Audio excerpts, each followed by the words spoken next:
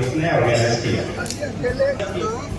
हमारा युवा जो राष्ट्र का भविष्य भी है और देश की रीढ़ की हड्डी भी उसको कहते हैं, वो सशक्त होकर संकल्पित होकर इस कार्य को हम सभी के अनुभव को साथ लेकर उसमें इन्वॉल्व होगा तो निश्चित तौर पर हम विकसित भारत 2047 के यहाँ प्राकृतिक खेती के बारे में जो भी चर्चा हुई उसमें हमारे जो युवा हैं जो हमारे।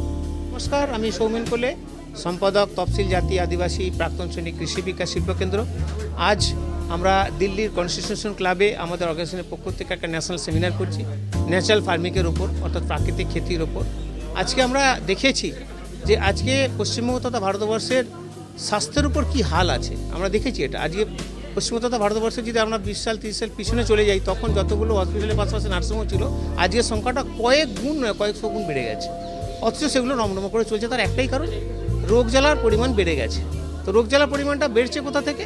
না, আমরা যে আমাদের উৎপাদিত সবজি খাই বা ফলমূল খাই, সেটা যে জমিতে হচ্ছে সেখানে অধিক পরিমাণে রাসায়নিক সার ব্যবহার করা হচ্ছে, অধিক পরিমাণে রাসায়নিক সারের পাশাপাশি পেস্টিসাইড ব্যবহার করা হচ্ছে বা ওষুধ ব্যবহার করা হচ্ছে, যার ফলে তাতে উৎপাদিত যে ফসলটা হচ্ছে ওটা খাওয়ার ফলেই কিন্তু আমাদের এই যে দুরারোগ্য ব্যাধি বিভিন্ন চলছে। আজ ক্যান্সার তো মহামারী আকার ধারণ করে, তার মূল কারণ কোথায়? একটাই ভাবতে হবে যে যতক্ষণ না আমরা ন্যাচারাল ফার্মিং বা প্রাকৃতিক খেতির দিকে জোর দিচ্ছি ততক্ষণ কিন্তু এটা চলতেই থাকবে। এর থেকে মুক্তি পাওয়ার জন্যই কিন্তু এইটা আমাদের অর্গানাইজেশন পশ্চিমবঙ্গের পাশাপাশি নর্থ ইস্টও কাজ করে, পুরো ভারতবর্ষের কাজ শুরু করা হয়েছে। ধাপে ধাপে এটা এগোবে অন্যান্য স্টেটও। সেটাকে লক্ষ্য রেখেই কিন্তু আমরা পশ্চিমবঙ্গতে প্রায় 100 জন আধিকারিক বা পদাধিকারী যারা আছে প্রত্যেক ডিস্ট্রিক্ট থেকে নিয়ে আমরা আজকে এই প্রোগ্রামটা করছি। জয় শ্রী শম্ভু, নমস্কার।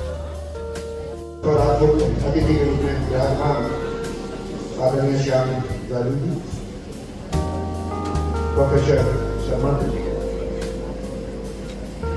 पर ये सेमिनार है और विकसित भारत की परिकल्पना को इस तरीके से प्राकृतिक कृषि साकार कर सकती है, मैं सिर्फ उस पर ही अपना विचार फोकस करूंगा।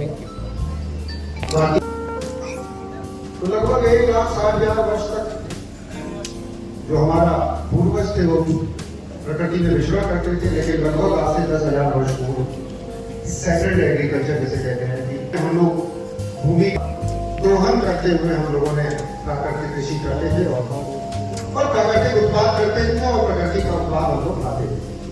लेकिन धीमे धीमे देश आजाद हुआ। देश आजाद के बाद आबादी एकदम तेजी से पिछले 50 वर्षों में बढ़ी और आज आबादी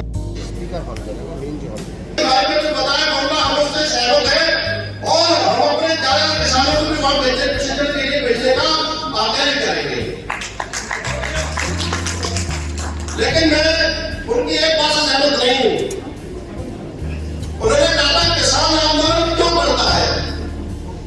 कहीं ना कहीं सर उसके लिए सरकार जिम्मेदार नहीं है और आज भी जिम्मेदार है।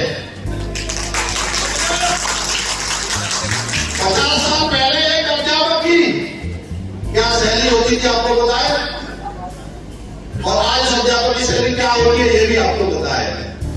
जब 50 साल में शिक्षक की शैली में अंतर आ गया तो क्या किसान जो 50 साल पहले था आज उसकी वही हाल आज भी है? क्यों सरकार ने पहले किए अपने घोषणा पत्र में दिए कि एमएसपी देंगे? अरे दीजिए, विकसित भारत आपने बताया कि विकसित भारत की नींव नहीं आएगी तो देश के अंदर किसान रखेगा, किसानों को किसान डालो 2047 में मोदी जी ने आपने आगे लगाओ, आपने बुद्धि करो, ये विकसित भारत होगा, होके रहेगा।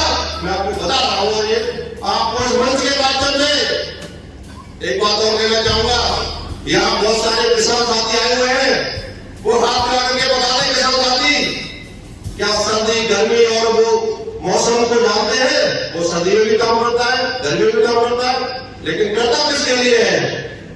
करता उसके लिए है जो आज आप सब बैठे हुए हैं, मेरे सम्मान मन बैठे हुए हैं, आपका लालन पालन करने के लिए किसान कहीं धूप में, सर्दी में और गर्मी में काम करता है।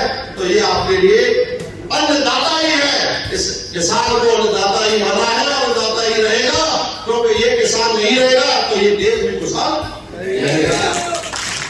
ज्यादा समय नहीं है, मैं सुमन कुरेजी का भी बहुत बहुत धन्यवाद करना चाहूंगा कि आपने किसान को यहाँ बुलाकर जो आज सम्मान दिया है उसके लिए भी आप धन्यवाद के पात्र हैं, क्योंकि किसान आज भी। मैं योगी जी की पिछली सरकार में भी था और योगी जी की इस सरकार में भी।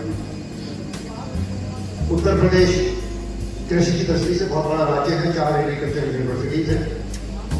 देश में सबसे ज्यादा किसान उत्तर प्रदेश से आते हैं और गंगा और यमुना के बीच का जो दोआब है, उसकी जो भूमि है, उसकी उपजाऊ भूमि वर्ल्ड में सबसे ज्यादा उपजाऊ भूमि उत्तर प्रदेश में गंगा और यमुना के बीच में आती है।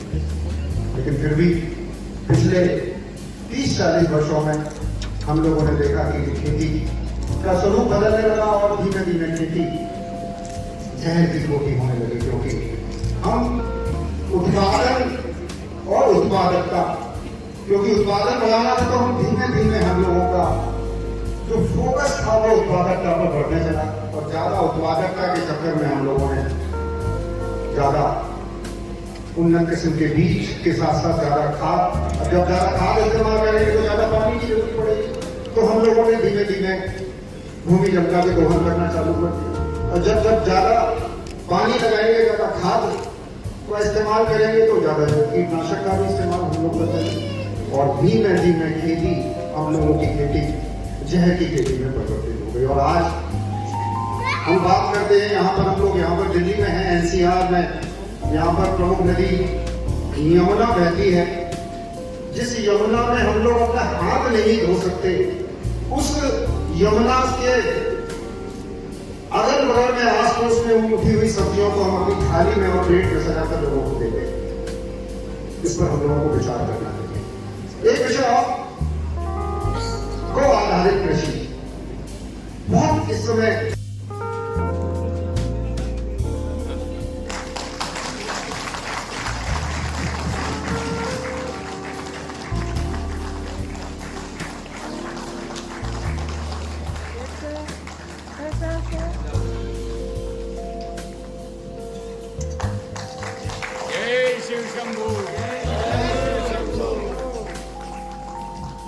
Thank you and congratulations.